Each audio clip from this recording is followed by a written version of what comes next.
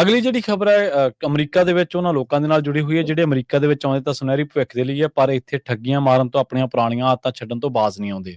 ਤਾਜ਼ਾ ਜਿਹੜਾ ਮਾਮਲਾ ਸਵਾਨੀ ਗਰੁੱਪ ਦੇ ਨਾਲ ਜੁੜਿਆ ਹੋਇਆ, ਅਸਲ ਦੇ ਵਿੱਚ ਜਿਹੜੀ ਅੱਜ ਇੱਕ ਰਿਪੋਰਟ ਆਈ ਹੈ ਜਿਹੜੀ ਬਾਅਦ ਤਫਸੀਲ ਆਪਾਂ ਇੱਕ ਰਿਪੋਰਟ ਦੇ ਉੱਤੇ ਚਰਚਾ ਕਰਾਂਗੇ। ਇਹਦੇ ਬਾਬਤ ਆਪਾਂ ਇੱਕ ਰੀਲ ਵੀ ਪੰਜਾਬੀ ਰੇਡੀਓ ਦੇ ਉੱਤੇ ਜਿਹੜੀ ਅਪਲੋਡ ਕੀਤੀ ਆ।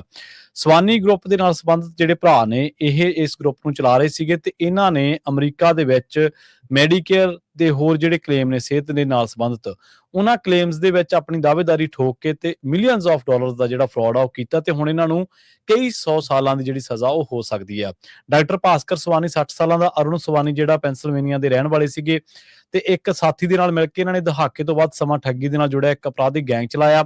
ਤੇ ਉਹਨਾਂ ਨੂੰ ਠੱਗੀ ਦੇ ਕਈ ਮਾਮਲਿਆਂ ਦੇ ਵਿੱਚ ਹੁਣ ਅਦਾਲਤ ਨੇ ਦੋਸ਼ੀ ਕਰਾਰ ਦਿੱਤਾ। ਦੋਵਾਂ ਨੂੰ ਜਿਹੜੀ ਸਜ਼ਾ ਉਹ ਇਸੇ ਸਾਲ ਜੁਲਾਈ ਮਹੀਨੇ ਦੇ ਵਿੱਚ ਸੁਣਾਈ ਜਾਣੀ ਹੈ ਤੇ ਭਾਸਕਰ ਸਵਾਨੀ ਨੂੰ 420 ਸਾਲਾਂ ਦੀ ਕੈਦ ਹੋ ਸਕਦੀ ਆ ਤੇ ਅਰੁਣ ਸਵਾਨੀ ਨੂੰ 415 ਸਾਲਾਂ ਦੀ ਕੈਦ ਜਿਹੜੀ ਆ ਉਹ ਵੀ ਹੋ ਸਕਦੀ ਹੈ ਤੇ ਭਾਰੀ ਜੁਰਮਾਨੇ ਦਾ ਜਿਹੜਾ ਇਹਨਾਂ ਨੂੰ ਸਾਹਮਣਾ ਵੀ ਉਹ ਕਰਨਾ ਪੈ ਸਕਦਾ। ਤੁਸੀਂ ਦੇਖੋ ਵੀ ਇਹਨਾਂ ਦਾ ਜਿਹੜਾ ਇਹ ਪੂਰਾ ਜੋ ਇਹਨਾਂ ਨੇ ਕੀਤਾ ਸੀਗਾ ਫਰਾਡ, ਇਹਦੇ ਵਿੱਚ ਕੋਈ ਇੱਕ ਏਜੰਸੀ ਨਹੀਂ ਸੀ ਇਨਵੋਲਵ। ਇਹਦੇ ਵਿੱਚ FBI ਤੋਂ ਲੈ ਕੇ homeland security investigations, IRS criminal investigations, ਨਾਲ ਸਿਹਤ ਅਤੇ ਮਨੁੱਖੀ ਸੇਵਾਵਾਂ ਵਿਭਾਗ ਦੇ ਇੰਸਪੈਕਟਰ ਜਨਰਲ ਦਫ਼ਤਰ, ਮਜ਼ਦੂਰੀ ਵਿਭਾਗ ਦੇ ਇੰਸਪੈਕਟਰ ਜਨਰਲ ਦਫ਼ਤਰ ਤੇ ਫੂਡ ਐਂਡ ਡਰੱਗ ਐਡਮਿਨਿਸਟ੍ਰੇਸ਼ਨ ਦੇ ਜਿਹੜੇ ਅਪਰਾਧਿਕ ਜਾਂਚ ਦਫ਼ਤਰ ਦੇ ਜਿਹੜੇ ਸਮੇਤ ਕਈ ਏਜੰਸੀਆਂ ਸ਼ਾਮਲ ਸੀਗੀਆਂ। 7-8 ਅਮਰੀਕਾ ਦੀਆਂ ਵੱਡੀਆਂ ਏਜੰਸੀਆਂ ਇਹਨਾਂ ਦੇ ਘੁਟਾਲੇ ਦੇ ਵਿੱਚ ਸ਼ਾਮਲ ਸੀਗੀਆਂ। ਇਹਨਾਂ ਦੇ ਜਿਹੜੇ ਜਿਨ੍ਹਾਂ ਦੇ ਵਿੱਚ ਇਹਨਾਂ ਨੇ ਮੈਡੀਕੇਅਰ ਦੇ ਫਰਾਡ ਕੀਤੇ ਆ, ਜਿਨ੍ਹਾਂ ਦੇ ਵਿੱਚ ਇਹਨਾਂ ਨੇ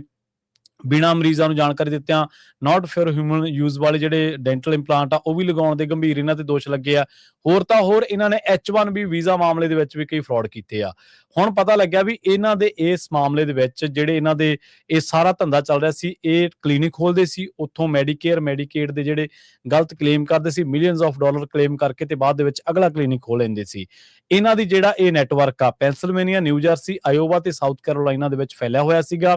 ਜਿਹੜੇ ਜਾਂਚਕਰਤਾ ਉਹ ਇੱਥੋਂ ਤੱਕ ਹੈਰਾਨ ਰਹਿ ਗਏ ਵੀ ਇਹ ਜਿਹੜਾ ਇੰਨਾ ਘਪਲੇਬਾਜ਼ੀ ਕੀਤੀ ਇਹਨਾਂ ਨੇ, ਇੰਨਾ ਜਟਿਲ ਆ, ਇੰਨਾ ਕੰਪਲੀਕੇਟਡ ਆ ਇਸ ਘੁਟਾਲੇ ਨੂੰ ਉਜਾਗਰ ਕਰਨਾ ਕਿ ਤੁਸੀਂ ਹੈਰਾਨ ਰਹਿ ਜਾਓਗੇ। ਇੱਕ ਕੰਪਨੀ ਨਾਲ ਕਲੇਮ ਕੀਤਾ ਫੇਕ ਕਿਤੋਂ ਵੀ ਪੈਸੇ ਹਾਸਲ ਕਰ ਲਏ, ਬਾਅਦ ਦੇ ਵਿੱਚ ਉਹਨੂੰ ਕਿਸੇ ਹੋਰ ਤਰੀਕੇ ਰਾਹੀਂ ਦੂਜੀ ਕੰਪਨੀ ਚ ਲਾਇਆ, ਦੂਜੀ ਕੰਪਨੀ ਚ ਲਾ ਕੇ ਉਹਨੂੰ ਕਿਸੇ ਤਰੀਕੇ ਨਾਲ ਇੰਡੀਆ ਭੇਜਿਆ, ਇੰਡੀਆ ਦੇ ਵਿੱਚੋਂ ਫਿਰ ਇੱਧਰ ਜਿਹੜਾ ਉਹ ਇਸ ਤਰ੍ਹਾਂ ਪੈਸਾ ਘੁਮਾ ਫਿਰਾ ਕੇ ਜਿਹੜਾ ਉਹਨੂੰ 8-9 ਥਾਈਂ ਘੁਮਾਉਂਦੇ ਸੀ ਪੈਸੇ ਨੂੰ। ਬਾਅਦ ਦੇ ਵਿੱਚ ਉਹ ਕਹਿੰਦੇ ਕਿ ਸਾਨੂੰ ਇਹਦੇ ਨਾਲ ਜੋ ਟੈਕਸ ਦਾ ਮਾਮਲਾ ਆ ਗਿਆ, IRS ਇਨਵੋਲਵ ਹੋ ਗਈ, H1B ਦਾ ਮਾਮਲਾ ਆ ਗਿਆ, ਹੋਮਲੈਂਡ ਸਿਕਿਉਰਿਟੀ ਇਨਵੈਸਟੀਗੇਸ਼ਨ ਸ਼ਾਮਲ ਹੋ ਗਈਆਂ, ਕਈ ਹੋਰ ਮਾਮਲੇ ਆ ਗਏ, FBI ਇਨਵੋਲਵ ਹੋ ਗਈ। ਇਸ ਤਰ੍ਹਾਂ ਮੈਡੀਕੇਅਰ ਦਾ ਜਦੋਂ ਮਾਮਲਾ ਆਇਆ ਤਾਂ ਸਿਹਤ ਨਾਲ ਜੁੜੇ ਜਿਹੜੇ ਸੰਬੰਧਿਤ ਮਹਿਕਮੇ ਸੀ, ਮਤਲਬ ਉਹ ਕਹਿੰਦੇ ਕਿ ਅਸੀਂ ਇੱਕ ਫਾਈਲ ਚੱਕਦੇ ਸੀ ਤੇ ਇੱਕ ਫਾਈਲ ਦੇ ਚੱਕਦਿਆਂ ਜਦੋਂ ਉਹਨੂੰ ਖੋਲਿਆ ਜਾਂਦਾ ਸੀ ਤਾਂ 8-9 ਜਿਹੜੀਆਂ ਡਿਪਾਰਟਮੈਂਟ ਸੀਗੀਆਂ, ਏਜੰਸੀ ਸੀਗੀਆਂ, ਆਪਣੇ ਆਪ ਸ਼ਾਮਲ ਹੋ ਜਾਂਦੀਆਂ ਸੀਗੀਆਂ। ਸੋ ਅਮਰੀਕਾ ਨੂੰ ਕਹਿੰਦੇ ਆਪਾਂ ਵਧੀਆ ਮੁਲਕ ਆ, ਇੱਥੇ ਆ ਕੇ ਆਪਾਂ ਮਿਹਨਤ ਵੀ ਕਰਦੇ ਹਾਂ ਸਾਰੇ, ਪਰ ਕੁਝ ਭਾਰਤੀ ਮੂਲ ਦੇ ਨਾਲ ਜੁੜੇ ਲੋਕ, ਖਾਸ ਕਰਕੇ ਕੁਝ ਸੂਬਿਆਂ ਦੇ ਜਾਂ ਕੁਝ ਖਾਸ ਥਾਵਾਂ ਦੇ ਜੁੜੇ ਲੋਕ